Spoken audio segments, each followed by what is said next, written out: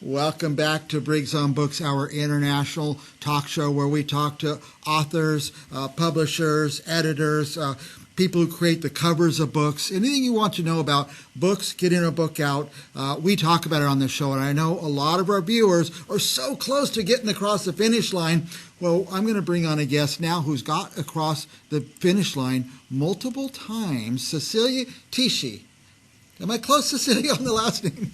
We rehearsed this. You bet. Just right. We rehearsed this so many times. She's got a wealth of books on the Gilded Age period, the Roddy and Val DeVere Gilded Age series, for example.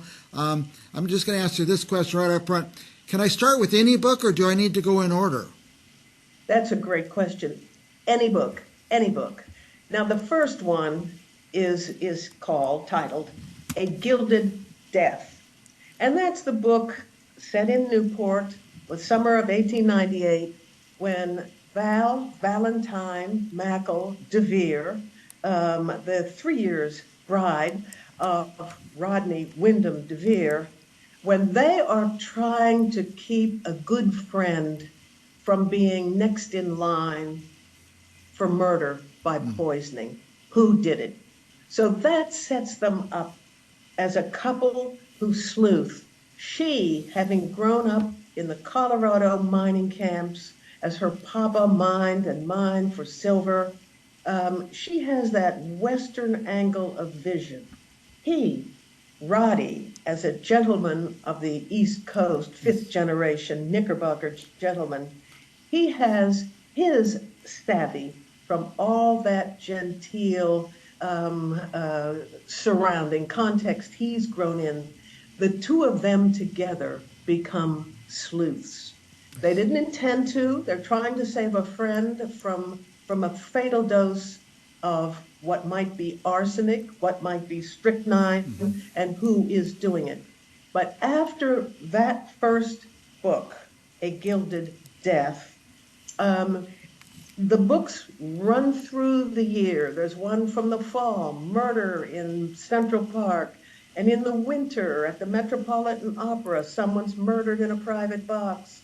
And then, as spring's coming along, a former classmate of Roddy, whose wife has died. Did she fall, or was she pushed?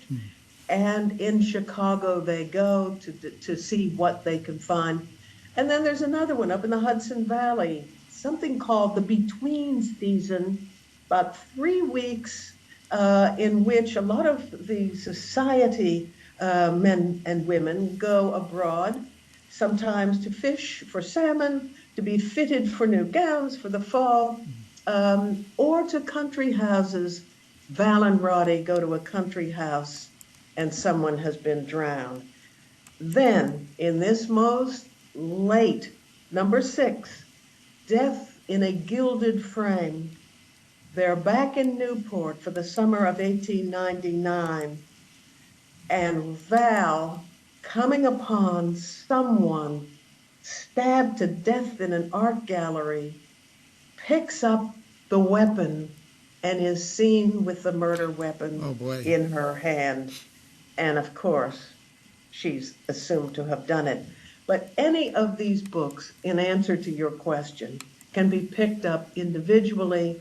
There are recurring characters, there are little bits that anyone can follow, but each one is called a stand-alone.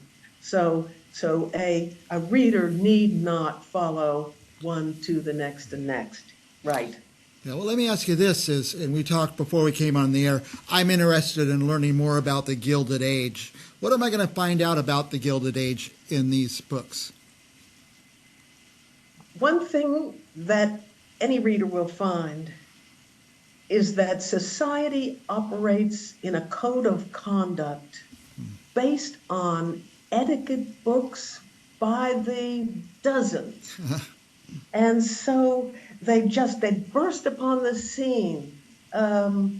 Pulitzer's son, Ralph Pulitzer, wrote one about the glitterati in New York, how to conduct oneself at dinner, at the opera, at the dance. And so how do people behave, and what happens if you break the rules?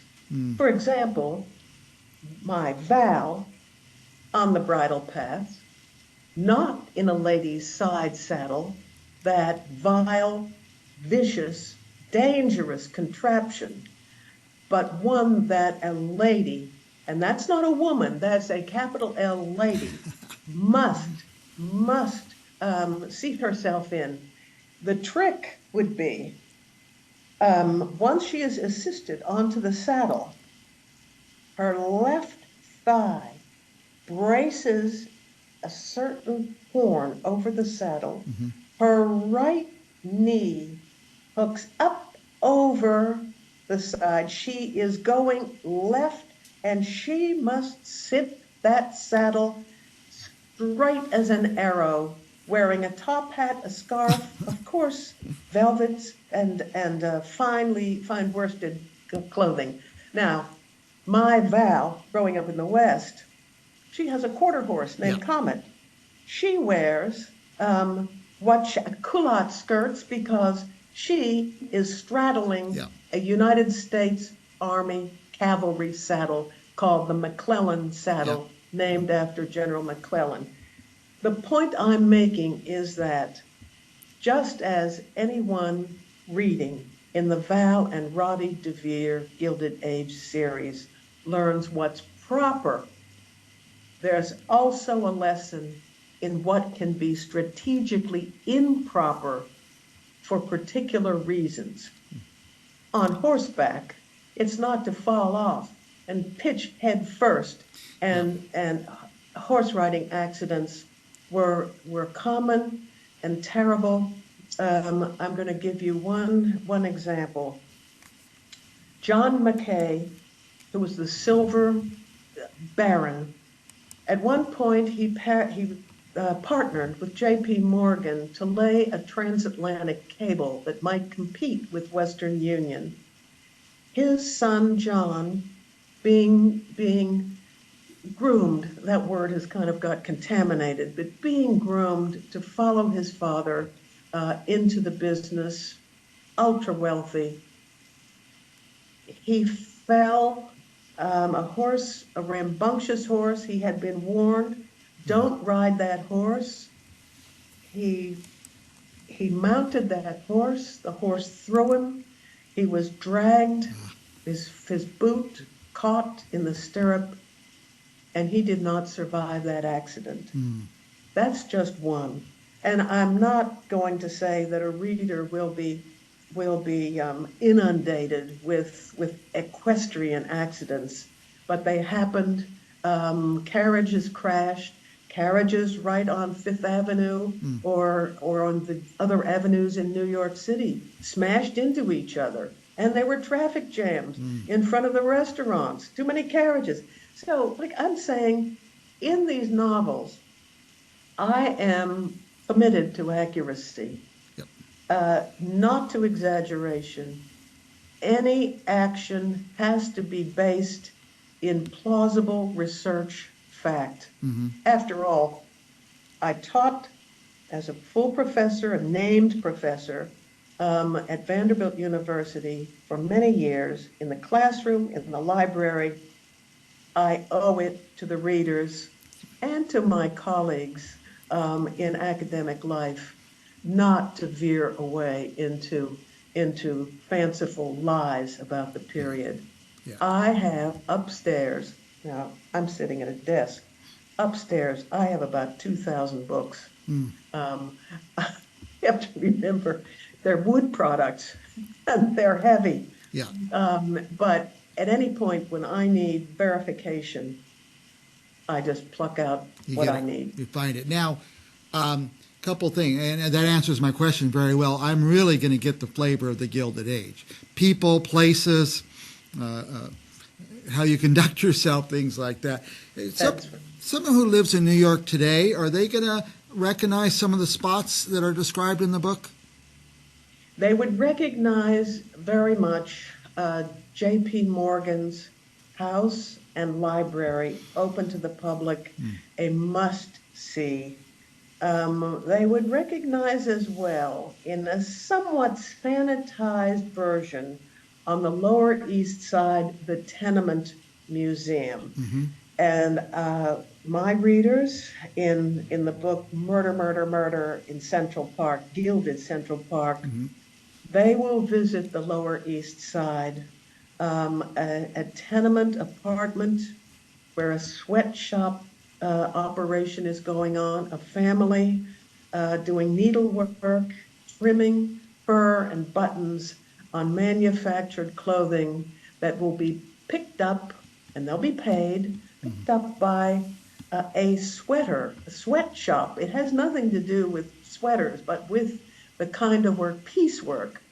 These families barely making ends meet. In the next generations, some of them will succeed financially, and some of them will remember where they came from, and others not. And that's another point that I have to address in every one of the novels. Yeah. Who remembers where they came from and why it matters? And I would say as well that a mystery novelist, maybe any novelist, presents a kind of contract to a reader in the opening pages. How graphic will you be? Will the crimes be committed off stage? I mean, Agatha Christie is well known as a kind of soft mystery writer. At the far right of the spectrum, let's say Cornwell, and you will be in the blood, guts, and gore. I'm somewhere, I would say, in the middle.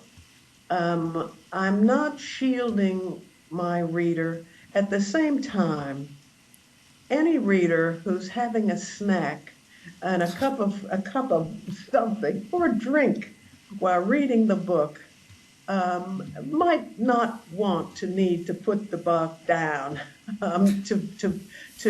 in order to continue with a little libation or a munchie. So that contract has to be set and obeyed. There's a kind of unofficial rule: do not kill a child or a pet. Okay. Fascinating. So in the Val and Roddy series, they have a dog that they have rescued. The dog was going to be abandoned. It's a little French bulldog. Her name is Velvet. And I will tell you that I have a Velvet. My husband and I have a Velvet, Nice. a little Frenchie. They have suddenly become ultra popular. Lady Gaga's Frenchies were stolen. They did get to be returned. The dog walker was gravely injured. We got our dog before the high point of the Frenchies, but in the Gilded Age, interestingly, just as society thought of itself as entitled by nature to its royal status, and this was the new American royalty, so were their pets. No mixed breeds. Alva, Vanderbilt, Belmont had a French bulldog. Wow. Edith Wilson had a small pincher. There were lap dogs. And John Jacob Astor had an Airedale, which he took on the Titanic. He was identified by some of his jewelry in 1912 when that ship went down. And of course, the dog perished too. But because he had a suite in the highest of the upper classes in the Titanic, he was entitled to bring a dog, a pet. So, Cecelia, we're going to time out here in a minute. They're giving me the signal. I could talk to you all day. This is just riveting for me because this is what I'm into, history and historical events and historical depictions. Let me just ask you this. Who should read this book? Is it mystery lovers, history lovers? Can young adults read it? I say yes. And I would say this, and this is a kind of a pitch. Okay. Mysteries, mystery fiction, crime fiction, is based on the idea that something in the world has gone off kilter and needs to be fixed, either to restore a better past or to go forward to a better future. Justice is in demand, and that is the basis of all crime mystery fiction, including the Val and Roddy DeVere Gilded Age series. Well, if you love crime fiction, as I do, this is a bonus because you get to hear this historical setting. We're just out of time. Cecelia, last thoughts to our viewers where they could get your book or anything like that? Well, Amazon is always a great source, and my easy access is CeCebooks, CECE books.com. Bookstores, if you don't see it on a shelf, they'll order it for you. Barnes and Noble, and all around the country. Yeah. It's my books are available. They're all in print, and I've got to say, they're all my favorites. Good, all your favorites. And by the way, I have your website on the screen and your Instagram, but cecebooks.com. I like to go to an author's page whenever I can and order the book. Somehow I feel a connection or something. I don't know. Sometimes I get something extra too. So I really appreciate you taking the time. You're in where now? Are you in New York City? I am in Nashville, Tennessee. Oh, my goodness. Okay. The home of Vanderbilt University. That's right. Vanderbilt, a Gilded Age name. Gilded Age name, that is for sure. Thank you, Cecelia Tichi. I think, yeah, that sounds right. Tichi. Cecelia Tichi. Thank you, Senor Briggs. And we'll have you back. I want to have you back. I want to talk longer if they will let me next time. This was a lot of fun. And we will be back with more Briggs on Books right after this. We'll have another author coming up right away.